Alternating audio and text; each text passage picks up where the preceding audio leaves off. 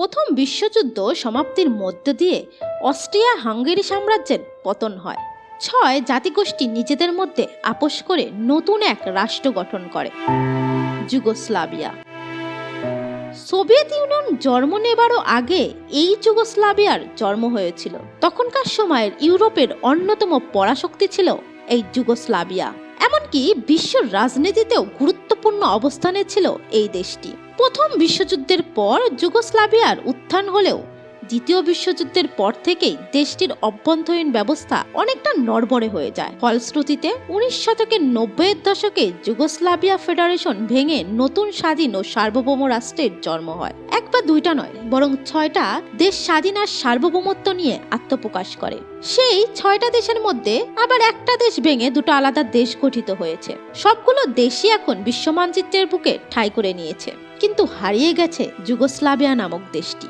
এমনকি যুগোস্লাভিয়ার নামটিও হারিয়ে গেছে। আজকের ভিডিওতে তাই থাকছে যুগোস্লাভিয়ার উত্থান এবং পতনের ইতিহাস।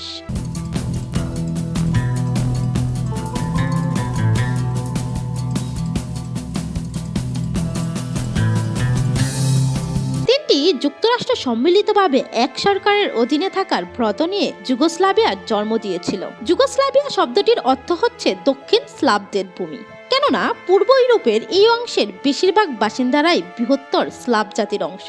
যুগোস্লাভিয়া মোট 3 ধাপে বা 3 বার যুক্তরাষ্ট্র গঠন করেছিল। 1918 সাল থেকে যুগোস্লাভিয়ার সূচনাকাল শুরু হলেও প্রথমবার 1929 সালে আনুষ্ঠানিকভাবে ঘোষণা করা হয়। দ্বিতীয় বিশ্বযুদ্ধ চলাকালীন যুগোস্লাভিয়া ভেঙে পড়ে এবং যুদ্ধ পরবর্তী সময়ে আবার তা গড়ে ওঠে। আর তৃতীয়বার যুগোস্লাভিয়া গঠিত হয় এপ্রিল 27, 1992 সালে। শুরুতে 95,576 বর্গ মাইল বা 2,47,542 বর্গমিটার জায়গা জুড়ে বিস্তৃত ছিল এই যুক্তরাষ্ট্র। যুদ্ধোত্তর সমাজতান্ত্রিক ফেডারেল রিপাবলিক অব যুগোস্লাভিয়া এর আয়তন ছিল 98,766 বর্গ মাইল বা 2,55,804 বর্গ কিলোমিটার এবং 1991 সাল অবধি এই জনসংখ্যা 24 মিলিয়নে রূপ নিয়েছিল। সার্বিয়া এবং মন্টেনিগ্রো বাদেও এই ফেডারেশনের আওতায় আরো 4টি দেশ ছিল যা এখন স্বাধীন দেশ বলে স্বীকৃত: বসনিয়া ও হার্জেগোভিনা, ক্রোয়েশিয়া, উত্তর মেসিডোনিয়া এবং স্লোভেনিয়া। তৃতীয় ধাপে যুগোস্লাভিয়ার জনসংখ্যা ছিল 45% এবং এলাকা 40% ছিল পূর্বের তুলনায়। তখন মাত্র 2টি দেশই যুগোস্লাভিয়া নামটিকে ধারণ করেছিল, সার্বিয়া এবং মন্টেনিগ্রো। তবে 2003 সালে তারা যুগোস্লাভিয়া নামটিকে ছেড়ে দিতে রাজি হয় এবং 2006 সালে ইউনিয়নটি ভেঙে 2টি স্বাধীন রাষ্ট্র গঠিত হয়। প্রথম বিশ্বযুদ্ধ শেষ হয় 1918 সালে। এই যুদ্ধের পর ভেঙে পড়ে শক্তিশালী অস্ট্রো-হাঙ্গেরীয় সাম্রাজ্য। এই সাম্রাজ্যের অধীনে থাকা দক্ষিণ স্লাভ জনগোষ্ঠী যেমন সার্ভ, ক্রোয়াট ও স্লোভেনরা চাইছিল নিজেদের মধ্যে একটি স্বাধীন রাষ্ট্র। 1 ডিসেম্বর 1918 সালে ঘোষণা করা হয় সার্ভ, ক্রোয়াট ও স্লোভেনদের রাজ্য। এই রাষ্ট্রের নেতৃত্বে ছিলেন সার্বিয়ার রাজা পিটার প্রথম। রাজধানী করা হয় বেলগ্রেড। এই নতুন রাষ্ট্রে যুক্ত হয় Serbia, Montenegro, Croatia, Slovenia, Bosnia ও হার্জেগোভিনা, ম্যাসিডোনিয়ার কিছু অংশ। এভাবেই তৈরি হয় একটি বড় বহুজাতিক রাষ্ট্র। 1929 সালে রাষ্ট্রটির নাম পরিবর্তন করে রাখা হয় যুগোস্লাভিয়া, যার অর্থ দক্ষিণ স্লাভদের দেশ।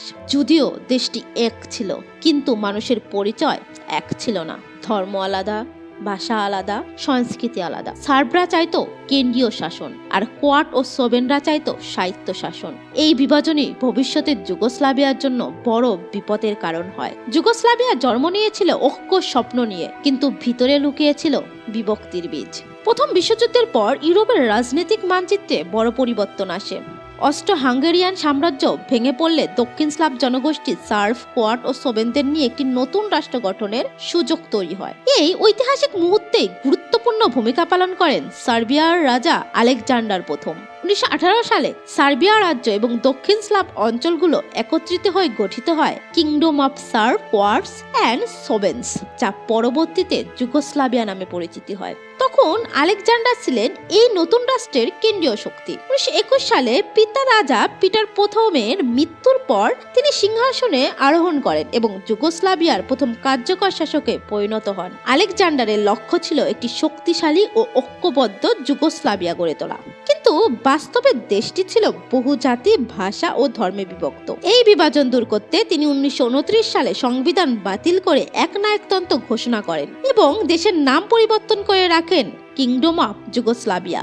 তার এই সিদ্ধান্ত যুগোস্লাভিয়ার সূচনাকে একটি স্পষ্ট রাজনৈতিক রূপ দেয়, যদিও তা বিতর্কের জন্ম দেয়। 1934 সালে ফ্রান্সের মার্সেই শহরে সফরের সময় রাজা আলেকজান্ডার আত্মাইয়ের হাতে নিহত হন। তার মৃত্যুর মধ্য দিয়ে যুগোস্লাভিয়ার প্রথম অধ্যায়ের এক গুরুত্বপূর্ণ অধ্যায়ের অবসান ঘটে। তবে এই ইতিহাসে তিনি থেকে যান সেই নেতা হিসাবে যিনি যুগোস্লাভিয়ার জন্ম ও প্রাথমিক কাঠামো গঠনের সঙ্গে গভীরভাবে যুক্ত। রাজা আলেকজান্ডারের মৃত্যুর পর যুগোস্লাভিয়ার রাজনৈতিক অস্থিরতা আরো বাড়তে থাকে, যার চূড়ান্ত রূপ দেখা যায় দ্বিতীয় বিশ্বযুদ্ধের সময়।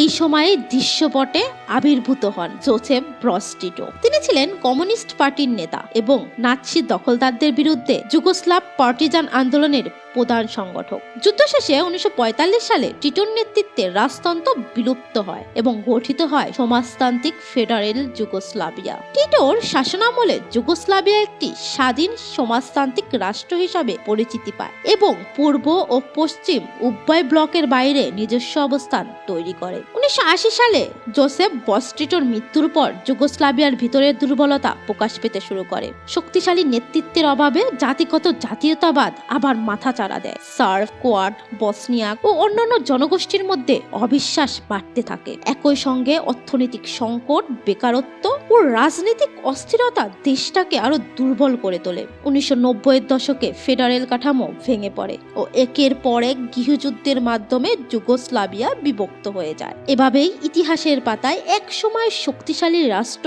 যুগোস্লাভিয়ার পতন ঘটে। এই ইতিহাস থেকে আমরা বুঝতে পারি ঐক্য না থাকলে বড় রাষ্ট্রও টিকে থাকতে পারে না। ভিডিওটি ভালো লাগলে লাইক দিন, কমেন্টে আপনার মতামত জানান এবং এমন আরো ইতিহাস জানতে চ্যানেলটি সাবস্ক্রাইব করুন।